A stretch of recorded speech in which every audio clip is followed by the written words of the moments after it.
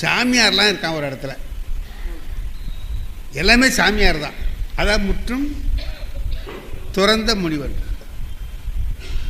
இவனு என்ன செய்கிறான்னு கேட்டிங்கன்னா, ஒரு நாள் தலைமை குருக்கிட்ட போய் கேட்குறான், நாங்களே கூட்டிக்கணும், நாங்களே தண்ணி தெளிக்கணும், நாங்களே சமைச்சிக்கணும்னா கஷ்டமாக இருக்கு,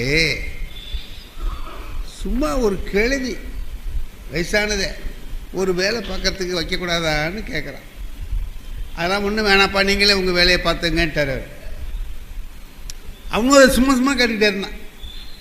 அப்போ அவர் என்ன பண்ணார், ஒரு நாள் நல்லா உப்பு நிறையா போட்டு ஆகாரத்தை கொடுத்து கொண்டு உள்ளார படுக்க வச்சு கதவை வெளில பூட்டிட்டார். தண்ணி தாகம் தாங்கலை, கதவை இழுத்துக்கிட்டு பார்க்குறாங்க, திறக்க முடியலன்னா நம்மளை போட்டு பூட்டிட்டு போயிட்டான் அந்த சாமி, நமக்கு தாகம் தாங்கலையே அப்படின்னு சொல்லிட்டு இது பண்ணான்.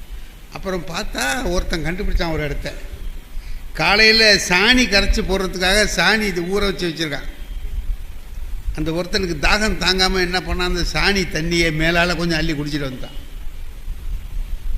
அடுத்தவன் பார்த்தான், அதையே இன்னொரு கை குடிச்சிட்டு வந்துட்டான். காலைல பார்த்தா சாணி தண்ணியே இல்லை.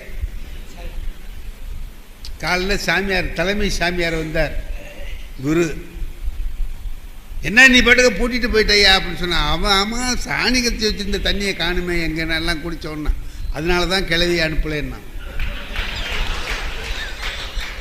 தாகம் வந்தால் சாணி தண்ணியே விட மாட்டேங்கிறியே.